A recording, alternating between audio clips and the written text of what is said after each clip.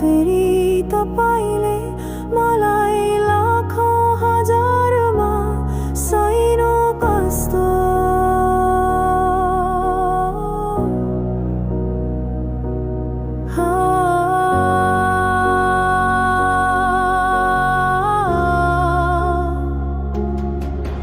मेरो पाप तपाईँले लिफाटेको सम्बन्ध रगतले